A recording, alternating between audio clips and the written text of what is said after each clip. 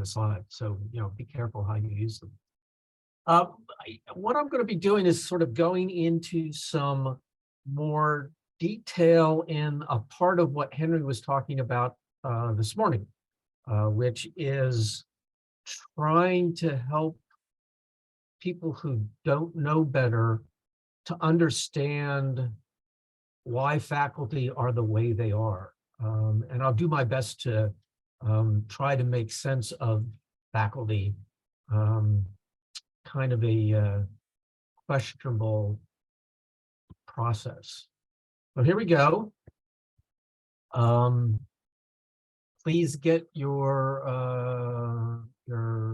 the chat out, because I'm going to be using the Zoom chat quite a bit here to get your responses to some of the questions that I'm going to give you as we go along. So the basic outline is I want to talk a little bit about the vocabulary that you may be hearing if you're in an academic institution.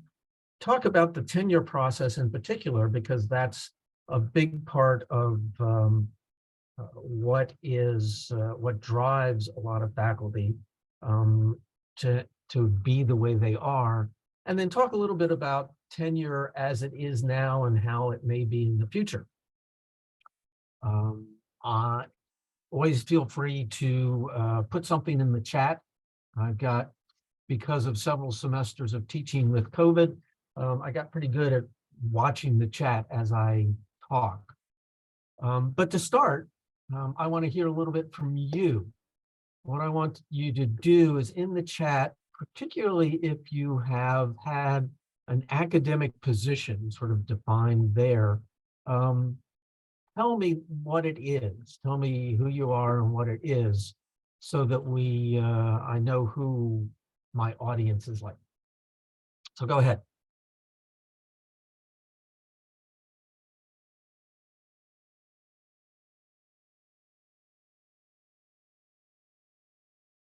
Right, okay.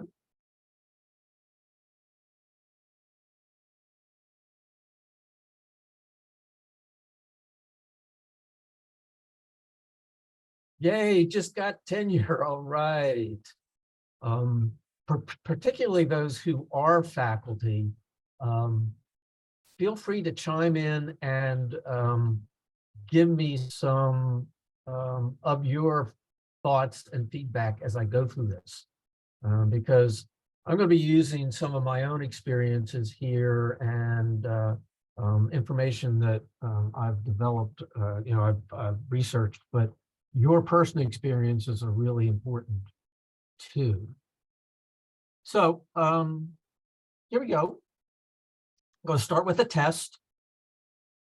And here are a bunch of words that you're likely to run into if you're in an academic institution.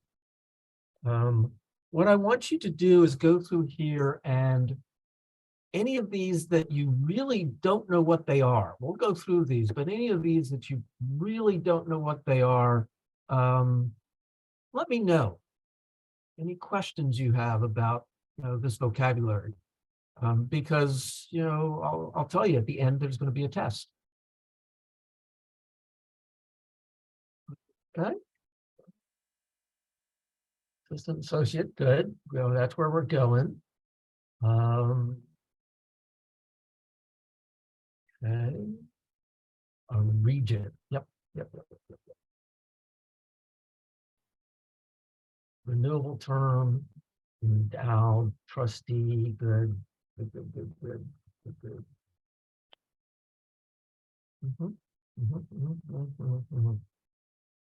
Good.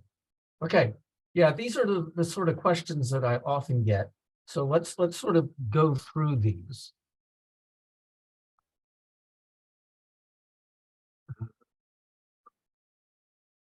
So what I want to do is sort of start at the top, and start at the top. The regents or the trustees is the board that oversees either your campus or your system. Frankly, hopefully you never have to deal with them. As Henry mentioned this morning, if you're asking for $1 million computer, then yeah, you're going to have to deal with them, but hopefully you're not going to have to. So they're the ones that oversee the whole thing. They're external. If you're in a public institution, they're usually appointed by your governor and so forth. But yeah, let's just leave them there. The people that you might be more likely to run into that are going to be, sort of important for perhaps your career, president, chancellors, and so forth, they are the ones that oversee the campus. So for a private company, they would be the chief executive officer, they're the CEO. And then underneath them are various vice presidents. The provost is usually the lead vice president in charge of academia, teaching, faculty, and so forth. And then you usually have VPs for research, VPs for administration, for finance. The CIO, someone asked about, chief information officer. That is, some institutions have VPs or something of that sort that oversees the information structure. And then, particularly if you're in universities, there is underneath those the deans, and these are the heads of each individual college. So at OU, we have the College of Engineering, we have the College of Arts and Sciences, Geosciences, and so forth. So these lead a part of the college, and then reporting to the dean or the department chairs. So in each college, you'll have departments such as physics and so forth that are, the individual units within the university.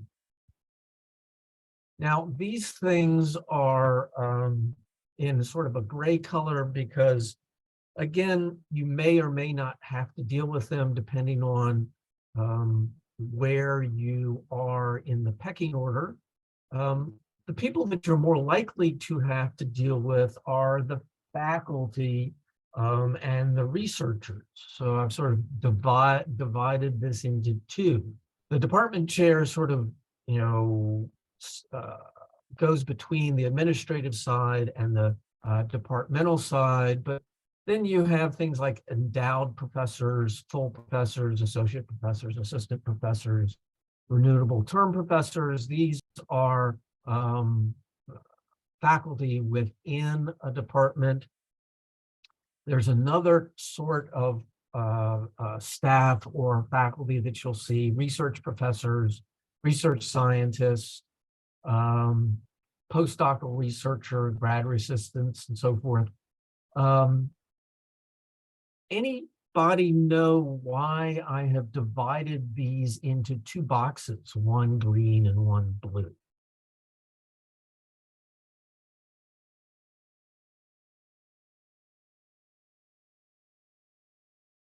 Blue doesn't teach, some of them do. Instruction versus research, some of them. There we go, I like that. It's really about funding. The people on the left are what's called hard money, which means they are in the permanent budget. And so these are the people that are going to be, are essentially going to be permanent. Soft money are people that are paid off of grants or other money that can go away depending on what happens with, again, grants or efforts within the university. Notice renewable term professors are in both situations. Renewable term professors are those that are not tenured, and we'll be getting to that next, but are on long-term positions, usually 5 years, that tend to be renewed. So I have a good friend who was a renewable term professor for 30 years. But they can also be more easily removed because that money sometimes is a little bit softer. So these are the people that you're more likely to run into if you're in computing support, computational support. And these are the people that you're going to be dealing with day to day. And so what I want to do next is sort of go through, who these are and why they're important, what their status are, and who is going to be people that you listen to or really have to be careful with, let's put it that way. There are a couple of questions that came in about emeritus versus retired. Emeritus is a status that actually gets given to some faculty that retire, that essentially allows them to be continuing research at the university. Retired or people that essentially have left the university. Endowed chairs, we'll be getting to that. That was the other question that a lot of people had. We'll be getting to those as well. So, this is sort of breaking down, by hierarchy and by funding, the sort of people that are at the university. This is our quick vocabulary. Any questions before we go on?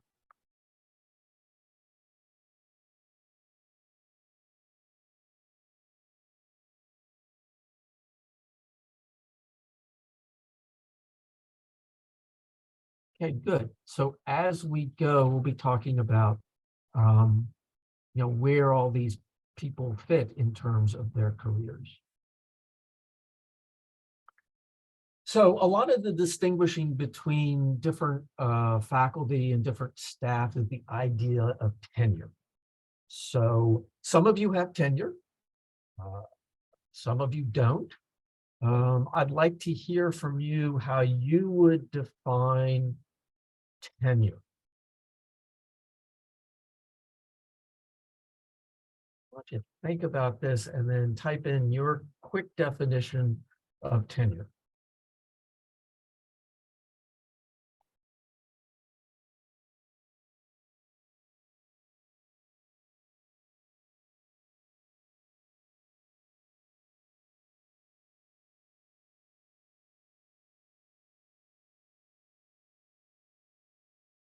Okay. Harder to get rid of. Can't be fired. Academic freedom. Okay. Ensure job security.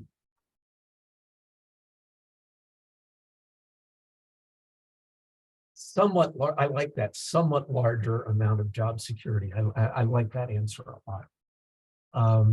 Good, good.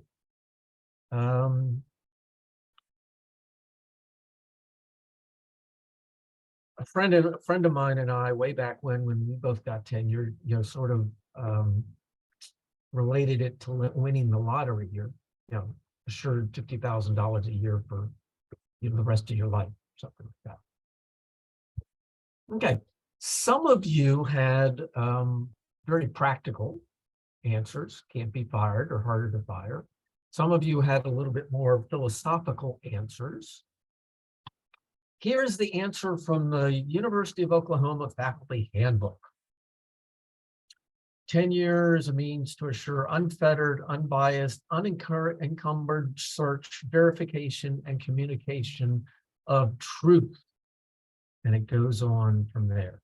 Talks about independent thought, professional responsibility of truth.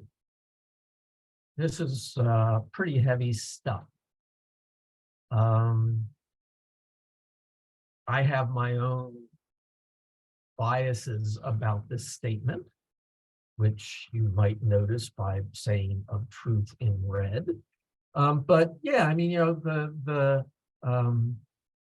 the discussion of tenure by the academics tend to be rather broad and philosophical in terms of unencumbered truth,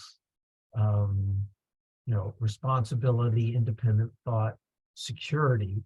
So, that sounds pretty good. Sounds pretty good. I mean, it sounds like something that, pretty much anybody would want. But let's think about, what this takes. Well, here we go. What I want to do is go to a timeline. And this is sort of the list of positions we talked about before, graduate college, postdocs, assistant professor, associate professor, professor, and so forth.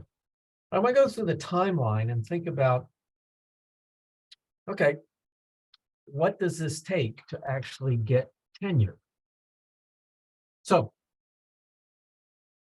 first of all, those of you who've seen my talk before, let's not answer these. You already know the answers. Let's not cheat. So question, if I say year zero is when I enter graduate school, about how long does it take me to finish my PhD? This depends somewhat on discipline, but give me an estimate.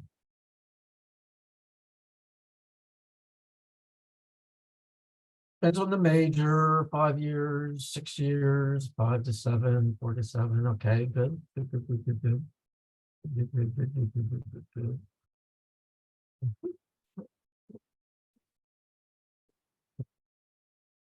Okay, so let's look at the data. Turns out I'm going to say 6 years, but that's really kind of generous. So this is from, get into this, yeah. This is from the National Center of Educational Statistics. Notice that the physical sciences is about 6 years, and that's been fairly steady, but that's also kind of the shortest. The average goes up to geosciences, it's like 7, computer sciences, 7.5 to 8. So yeah, I mean, 6 is kind of average for physical sciences, but it's also on the short side. But let's just say 6 years. 6 years. And then so I've just graduated with my PhD. Took me 5 years, but 6 years. Let's just go with that. And then I decide what I want to do next. So I then look at statistics about physics. And here's the statistics about physics in terms of what people learn.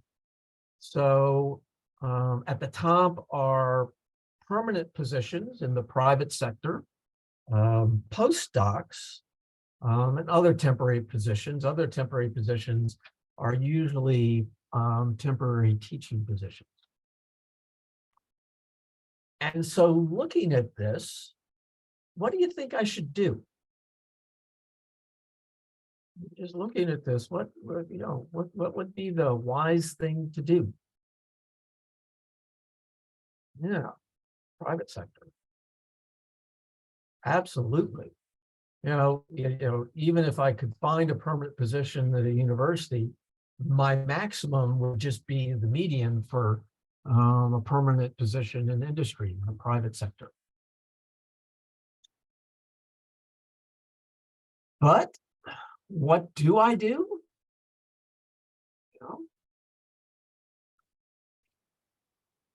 If I'm in physical sciences, which is what I'm in, 60% of the doctoral recipients go in and do a postdoc. And, biomedical and geoscience is a little bit more, and even engineering is 40%. So, yeah, I mean, it makes no sense that, I'm losing, $50,000 a year or so, actually more than that, by going to be a postdoc. But I go to be a postdoc because there's this thing called tenure. So maybe I want to. I like the idea of tenure. I like the idea of university research. So I do a postdoc. How long do I do a postdoc? What do you think? Average postdocs. How long am I doing the postdoc? 3 years, 4 years.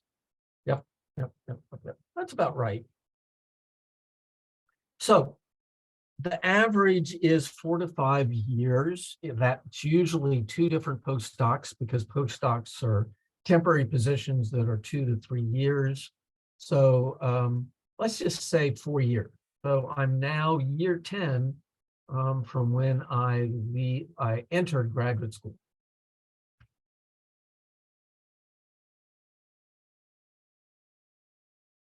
So if I can, I go out and I get an assistant professor position. For me, it was at the University of Oklahoma. 10 years out from when I started graduate school. And then I have the process of becoming permanent, so getting tenure. How long does it take me to become an associate professor? How long does it take me to get tenure? Well, Henry talked about this. The definition is really the reason in almost all cases, it's 7 years.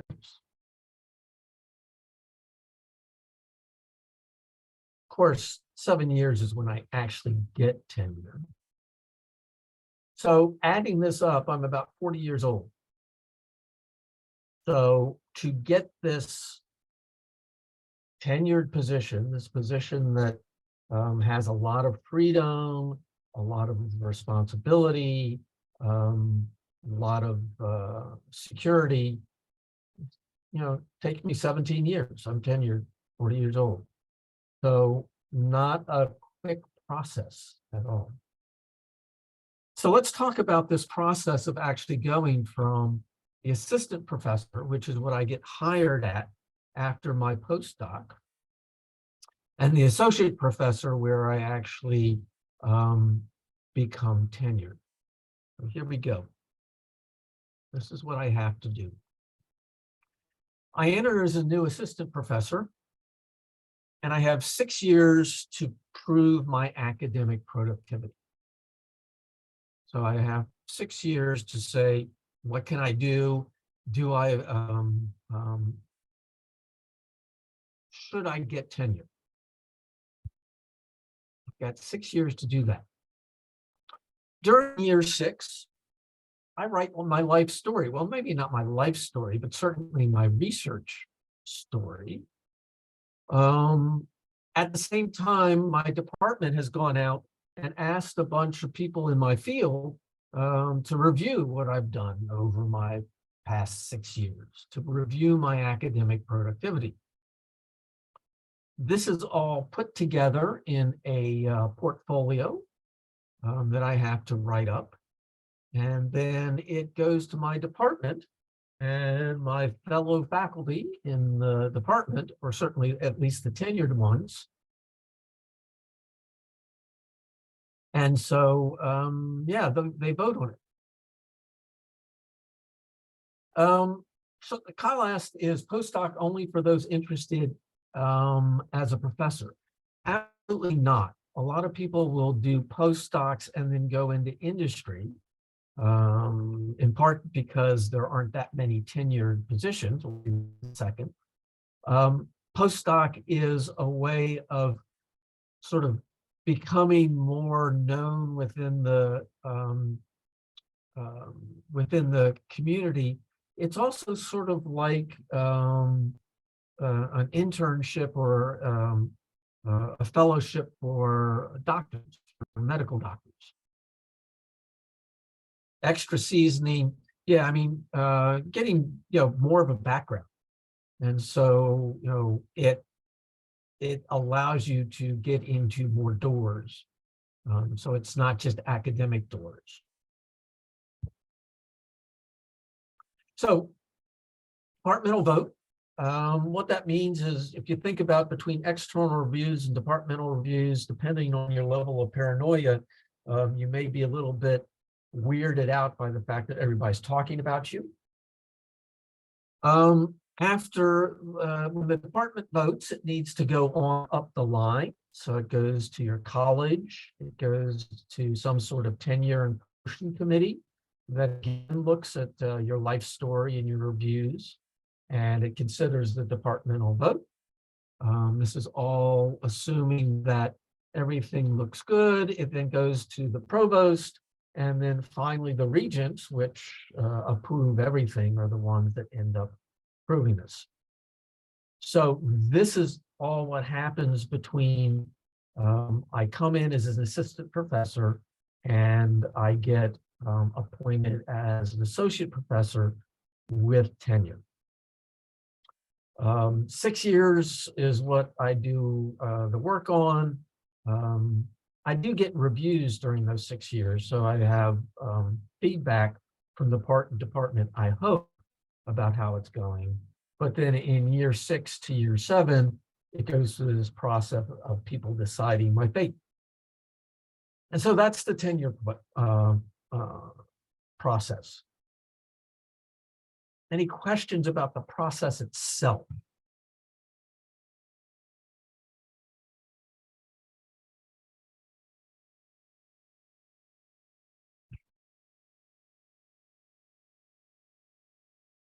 For those of you with tenure, would you agree with this, or would you add anything to this?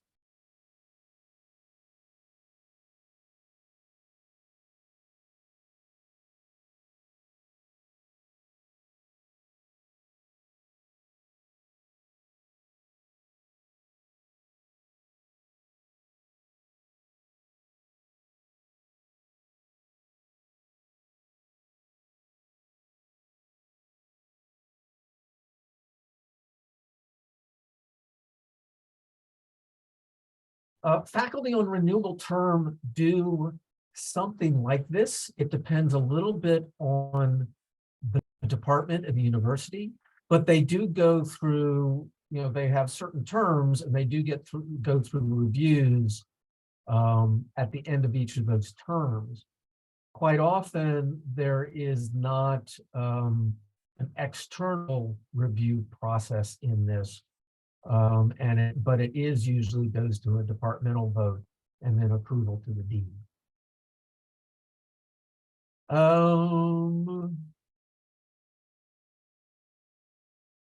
Yeah, different departments will have different ways of dealing with the question of can you get more time for the tenure? Quite often you can ask for more time. And there are appeals processes that go through, again, the dean and the provost, and particularly the campus tenure committee, which is faculty that sort of keep their eyes on this. Okay, we just asked the question, which leads us to what's next. What counts as academic productivity? And there's a number of things: publications, bringing in money, patents, particularly people in engineering, patents are big, collaborations, reputations. These are particularly good for your external evaluations, student mentoring, teaching. So these are the things that are considered in your tenure packet. But, let's face it, this is more what it looks like. Academic productivity more is based on publications, money, patents. Teaching and service are in there, but for the tenure process for a research institution, they are considered, but frankly, they are not considered as strongly as all the rest of this.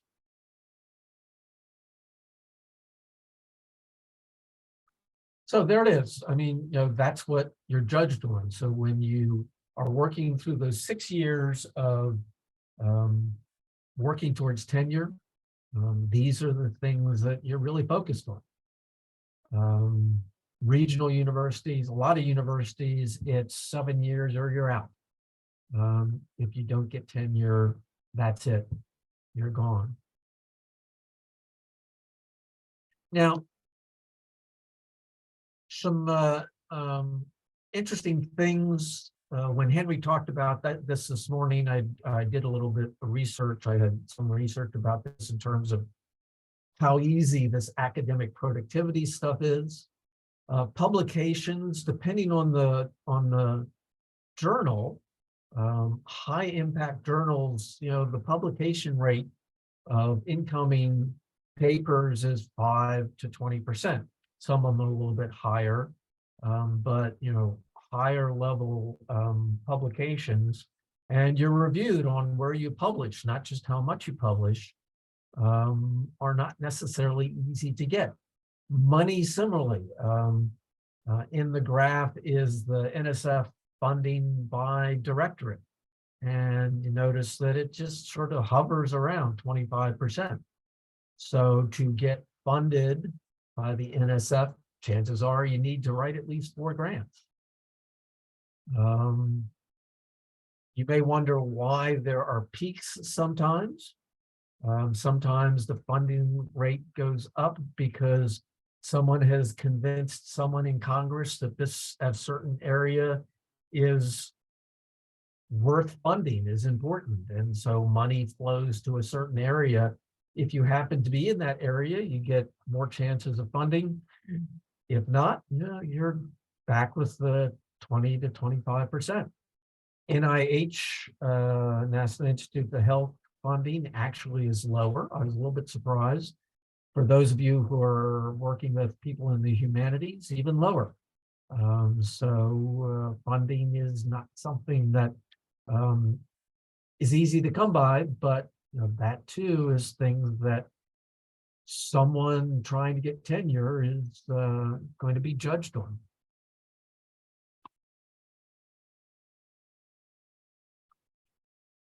So let's talk about numbers. This is just physics. There's a statistics center for physics that is excellent.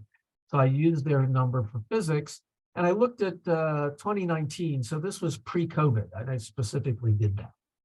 And what this gives, first of all, is the number of PhDs per year. And here, 2019, it was about 2,000. In 2019, the number of tenure track recruitments was about 370. And if you go down here and look at the number of departures a little bit earlier, it too was about 370. So, it's kind of you're just going by replacement. So the possibility of getting tenured and tenured track positions, not real great. And so a large majority of people don't go to tenure track. And those that do are pretty focused, pretty dedicated to where they're going. Interestingly enough, there's also here information about the percentage of faculty that leave without tenure. It varies between 10% and 24%, average is 16%, which is, not that bad. So if you actually get a tenure track position, chances are okay that you're going to get it. So although it's a stressful situation, it's not impossible. I'll remind you that, if you don't get tenure, you still can make lots of money in the industry and business. So this is a slightly different view of what I showed before in terms of what you make. In fact, it's updated a little bit if you just go into industry or business. And those of you in computer science, 160K. As opposed to academia, which is less than 100. Physical sciences, 110, 120 versus 60 to 80.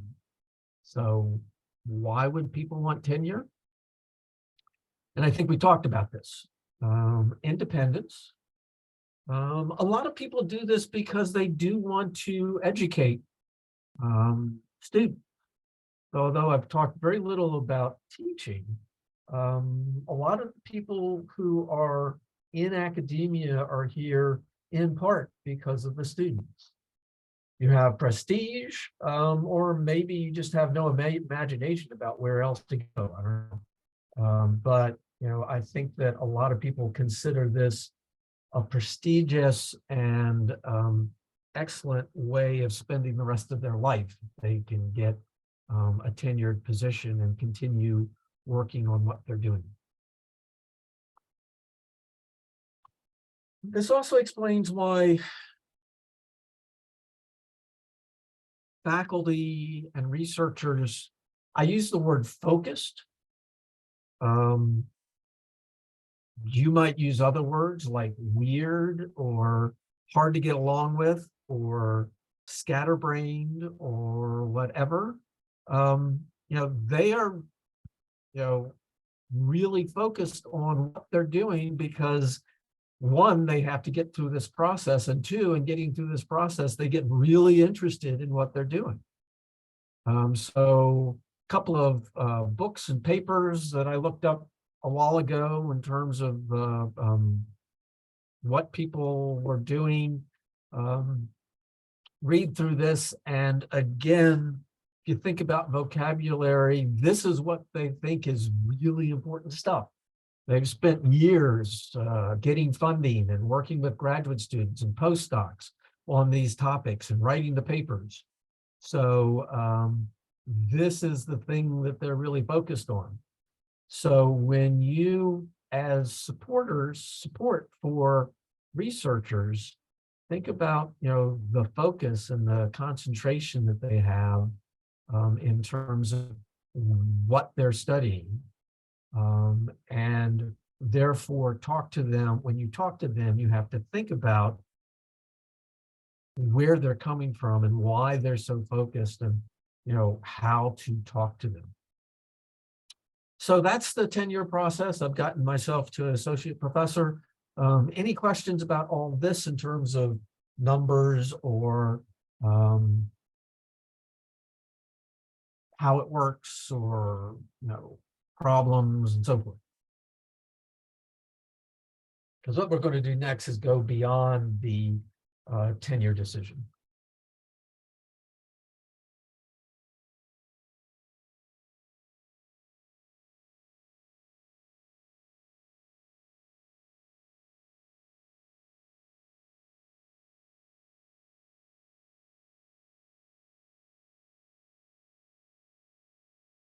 Okay, so let's go beyond the tenure decision.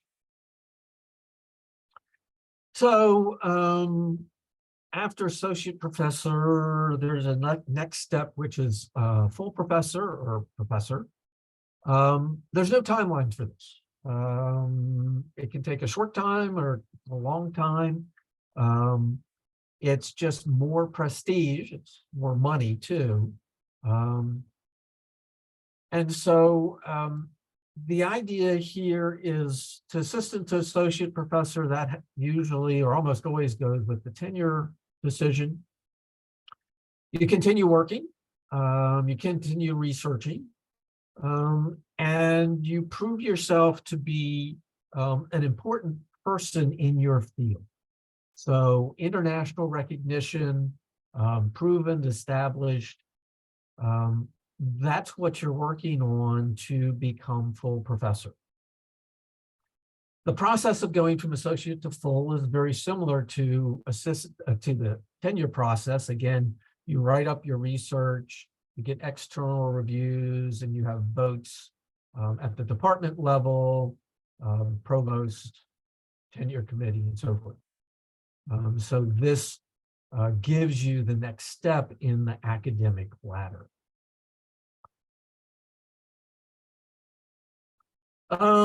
Typical salary bump from assistant to associate, I'm really not sure what that is now. Does anybody know what that is now? I mean, it's been nearly 30 years since it happened to me, so I'm really not sure what the salary bump is.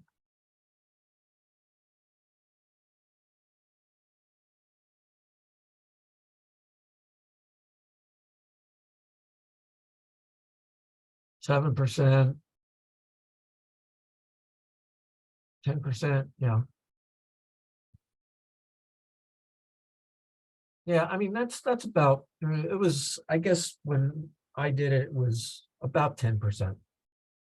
Um, and associate to full, probably a little bit more than that, but same sort of increase. Thanks. I'll see if I can look up those numbers.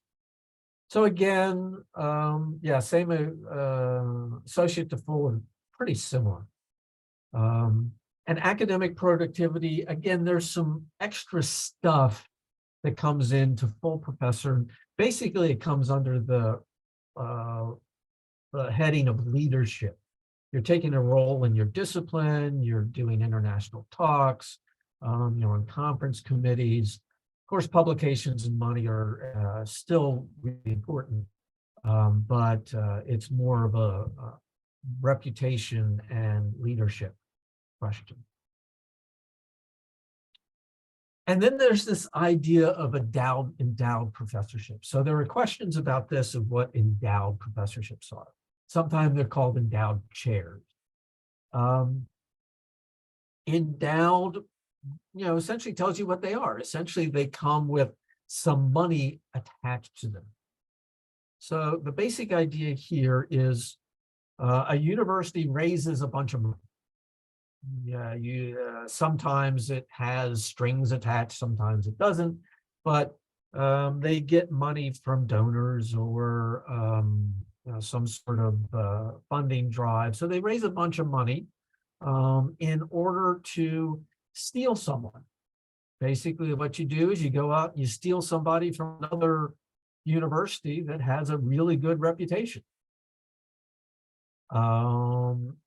And you lure them in with this extra money. And the reason you do this is because they should be someone who can bring in a bunch more money. So it's a name, an endowed professor, someone with a pretty big name and reputation within the department. And because they have money attached to them, because they're a big name, because they've been hired in, quite often they set up their own little fiefdom. So they have control over, a piece of research group, department that can be pretty strong. And they are people who have names that vice presidents know about and provosts know about.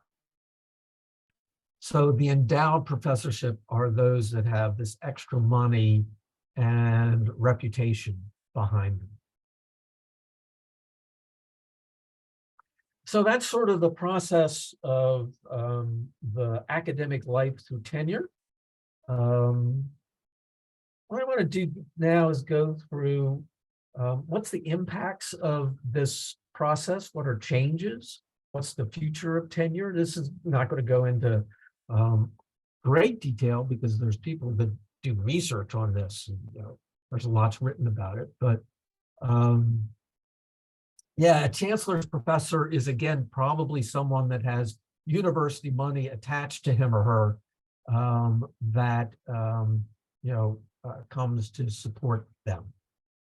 Sometimes they're shorter term, and sometimes they're for the position for as long as the position is available. So sometimes an endowed professorship, or here we call them presidential professorships, or extra money for 5 or so years.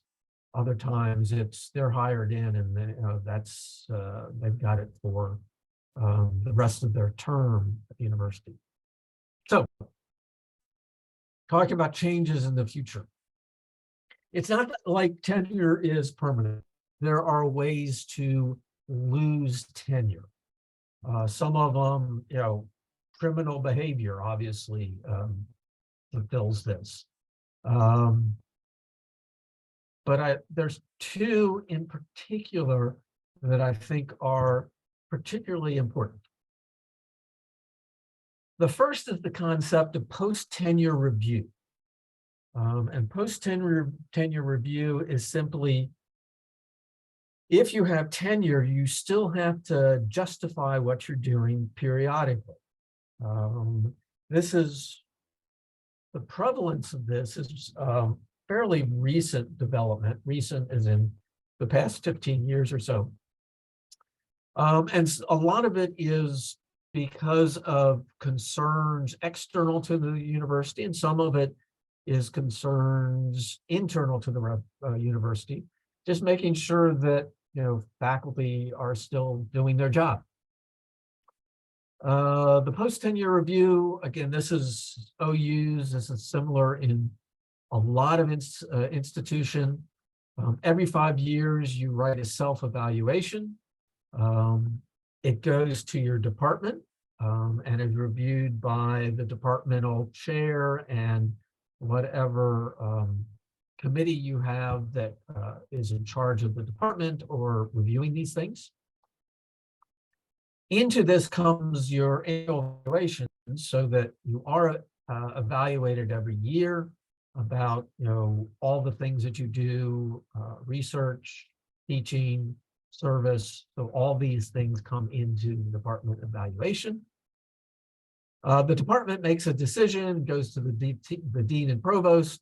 Usually they'll agree with the departmental evaluation. If they say it's okay, you're good for the next 5 years. So in 5 years, you're going to do it again. If you don't pass that evaluation, you got to go through a process of a development plan, a professional development plan, and then you probably go through the next 5-year self-evaluation. Sometimes it's shorter than that. Sometimes you got to show that you are working to improve things as outlined by the development plan. If after the second evaluation you have problems, then they can revoke tenure. So tenure can be removed through this sort of process. So it's permanent, but as someone said at the beginning, it's more permanent. It's more likely that getting tenure will be a more permanent situation. The other thing, interestingly enough, is financial emergency for the university and elimination of academic units. And this is of considerable discussion now simply because of what's happening to the student population. The perfect example of this, if you haven't read about it, is what's going on at West Virginia University of West Virginia. They see enrollments dropping a lot, and they're cutting their budget. Well, their budget is behind, but they're cutting their budget right now in preparation for the lack of students in the future. And this was a research done by someone at Carleton College about what's going to happen to the number of students from 2012 to 2019. And if you look at the scale at the bottom, the red ones are more than 15% drop in the number of students.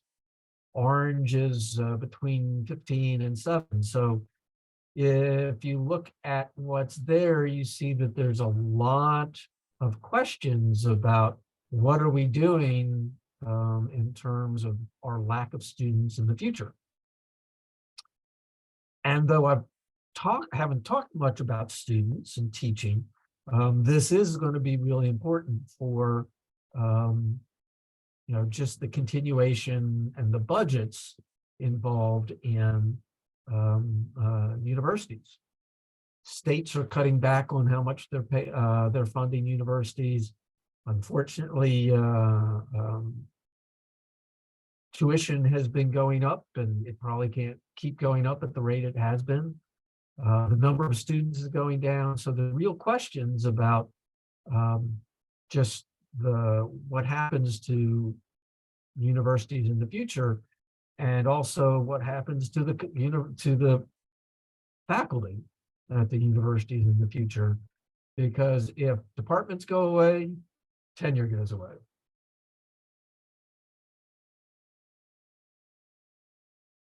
So what about teaching? Didn't talk much about it. but there are changes going on. I think that there's some really interesting and positive things happening with teaching at the university.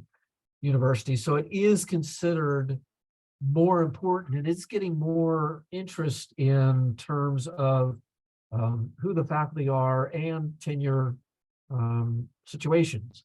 So fortunately, we're going from a lot of a lot of universities are trying to go from big lectures where, whether or not you can really call it in person is questionable. I would almost consider this distance learning, if you will, to something that is a lot more student-centered, a lot more effective. And a lot of things are happening with the faculty because of this. Faculty are interested in teaching. I think most of them, not all of them, but most of them are here in part because they're interested in their students. There's a lot more research going into how do we do a better job. So in NSF speak, this is a term called DBER, or discipline-based education research. There's money going into how do we teach better, and faculty who that's what they do. A lot of people, a lot of students, a lot of universities are hiring what they're calling professors of practice that really focus on doing a better job with education. And so, there's real efforts in this direction that, are improving. So it's not that teaching is not of interest or consideration, but frankly, in the tenure process, it takes a bit of a backseat. So tenure numbers, we can also talk about what's happening to tenure. This is from 2016. So for the different institution types, the red are tenured faculty, the sort of off red are tenured track. A lot of part-time faculty at smaller research institutions and bachelor's institutions, in particular two-year colleges. So this is the distribution, and notice that, between tenure and tenure track, you're sort of 25 to 30% are actually tenured faculty or on the tenure track. Good news is that the number of part-time faculty is going down while full-time is going up. That's a good thing because the part-time, usually the support there is not real good. But the bad thing is that, the number of actually full-time tenured and tenure track faculty is going down. In 87, 39% of faculty were tenured. Now it's about 24%, which gives you real questions about the ability of faculty to really have an impact on their institutions and help manage the institutions and run their research efforts. So again, if you think about tenured and tenured track, it was above 50% in 85. Now it's, right around 30 couple percent. So just the amount of faculty positions that are tenured is going down. And what's happening is that a lot of institutions, over 50% of the institutions, are changing tenured track or tenured positions into non-tenured positions. So, the people who are getting tenure are going down. This has real impact on, the research efforts and the independence of the faculty moving forward. There's also real questions about diversity and what tenure does to the diversity of the academic ranks.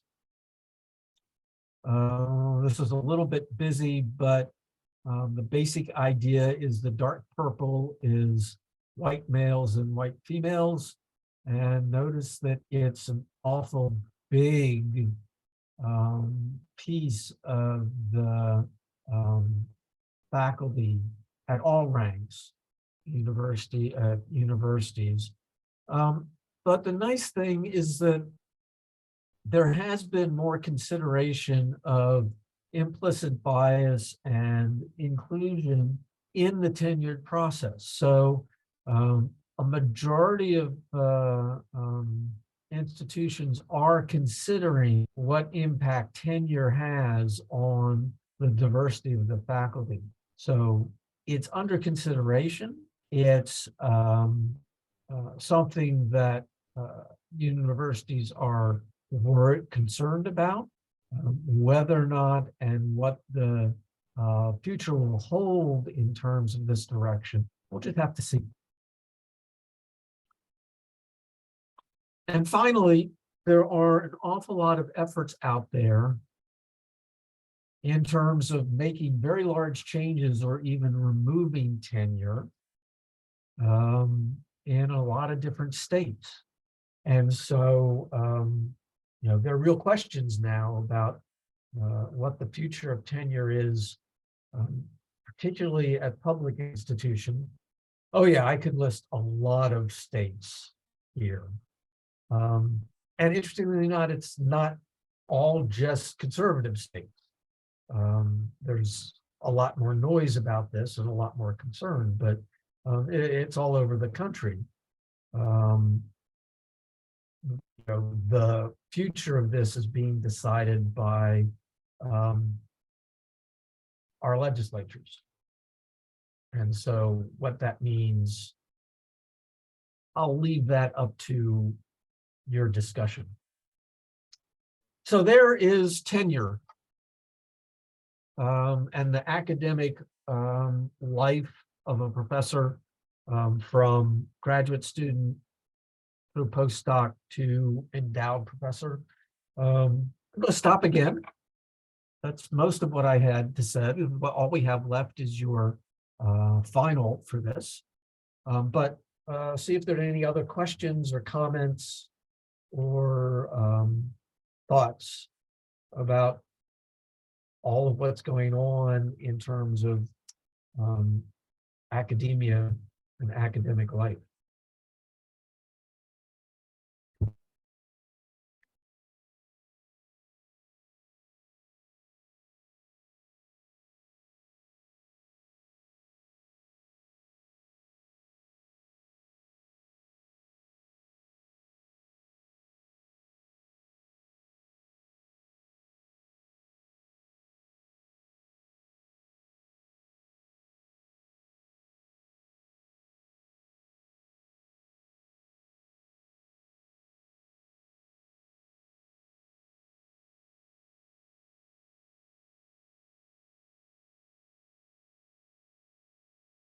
So no questions. What I always tell my class is if they don't have questions for me, I have questions for them. So here is your final. Let's go back to that list of people that we started with. And I want you to tell me, you can either do it in the chat or in our Google Doc.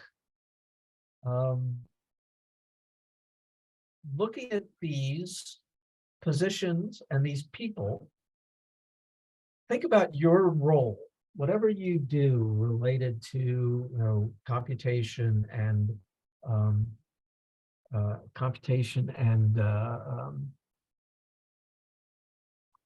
whoops.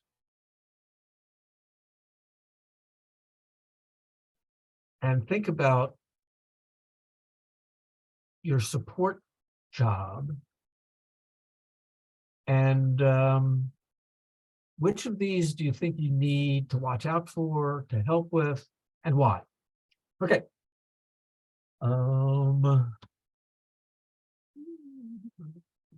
Let's see.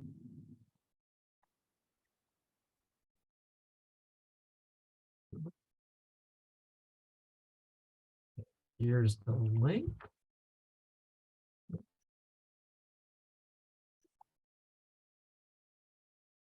What do I mean watch out for? I'll let you interpret that.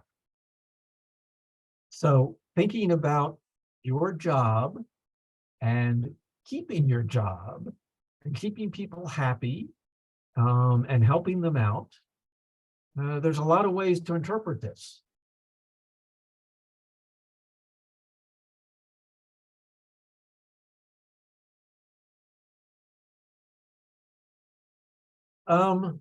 Stacy, in terms of your question, there is a lot of discussion. If you read things like Inside Higher Education or the Chronicle of Higher Education, there's a lot of talk about what's happening in Florida and Texas and so forth. We're probably not, it's probably still too early to see a bunch of migrations and changes, but I expect that people will be considering that.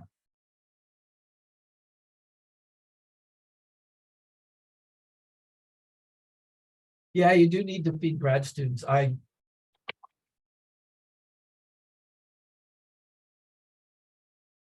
Graduate students,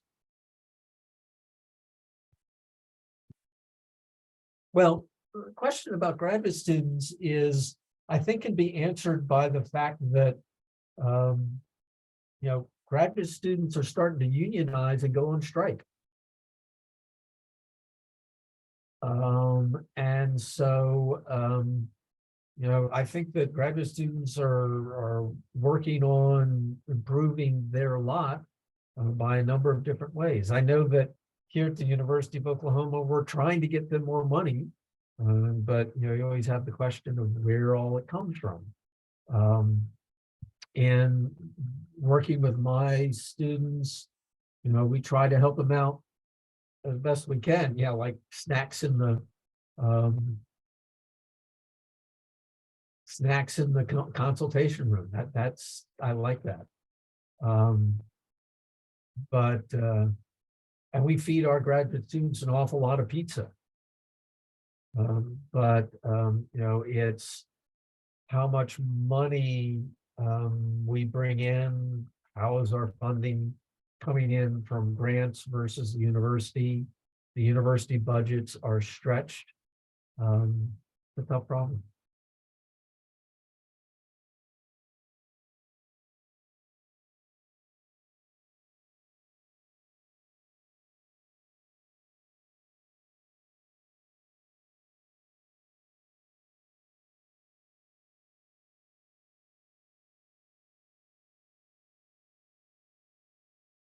Oh yeah, grad students, I mean,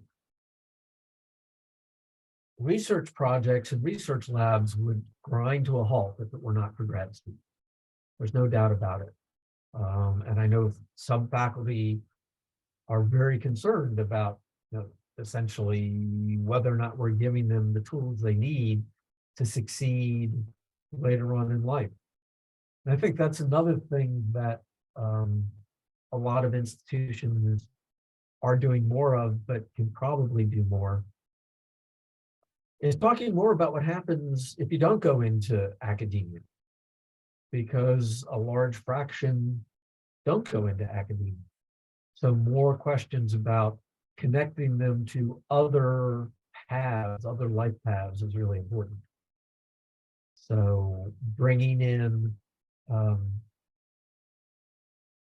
our former grad students that are doing completely different things.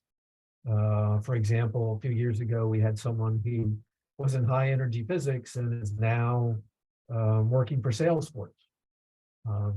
And bringing her in and having her tell her story, I think, was really important for the students.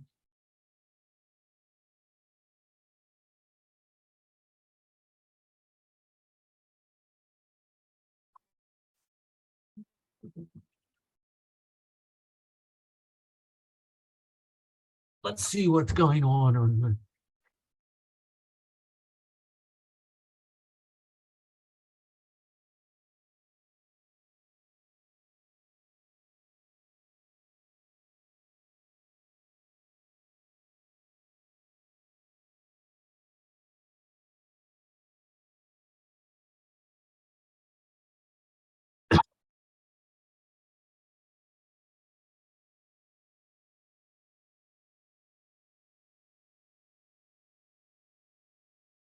Good, good, good.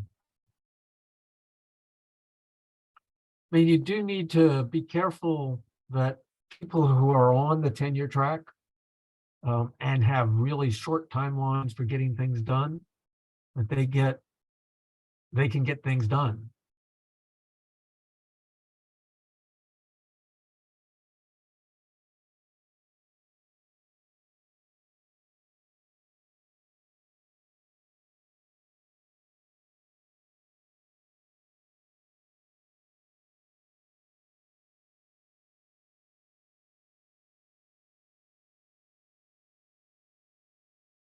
I like the comment, be wary of those who are higher up on the org chart, who are more into the business setting of rules and regulations and who have ultimate personnel authority. Yeah, I mean, making sure that um, you can stay employed.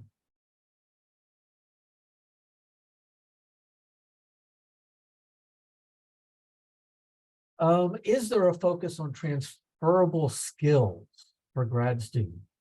Um, I don't think there's enough. Um, I think that uh, it's something that we try to do. Certainly, we're trying to do more of that, and there's more interest in that in terms of like resources from professional organizations.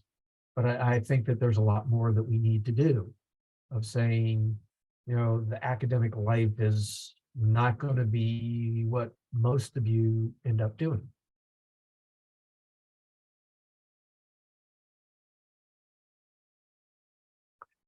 Okay, I like this.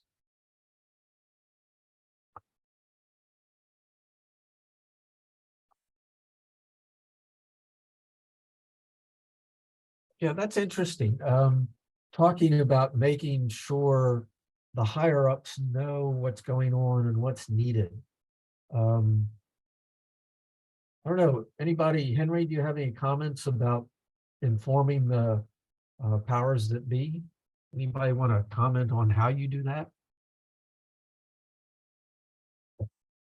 I try to like slip it in a little bit, but uh these are when it's a non-trivial question, it can't be done in a single conversation. It takes time for people to get used to ideas. Right. So it's repeated information. Just like all my spams about this event. Good. Okay, we're here at the end of my time. Unlike Henry, I tend not to go over. Sorry, Henry. Any other comments or questions before we wrap this up?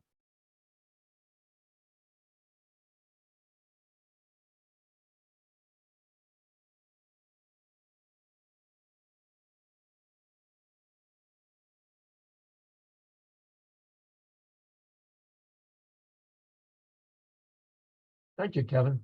Um, again, it's sort of like what Henry talked about. People in academia think everybody knows this.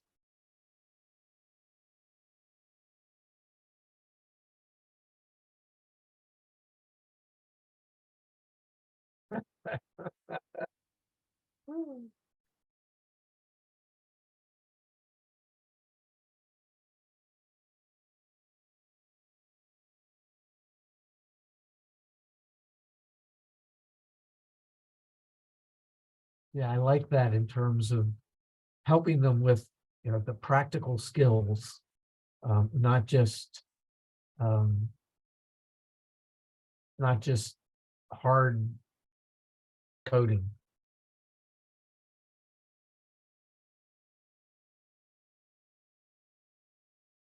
Because if you ask people in industry, it's the ability to solve problems, the ability to communicate that they really think is hugely important.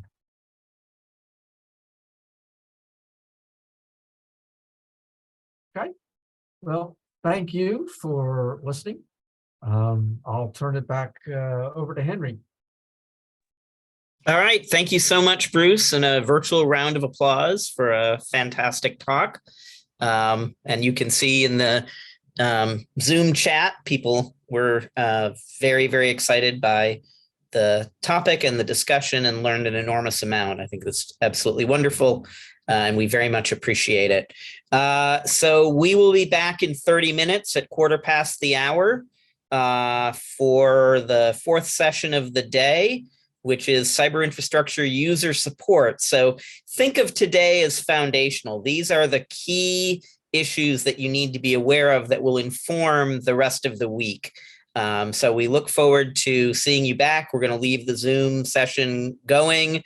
I'll turn off the record, but we'll leave the session live and just stick with us. Take a break, refresh your beverage, take a bio break, have a little snack, and we'll see you back in 30 minutes at 1:15. Thank you, everyone.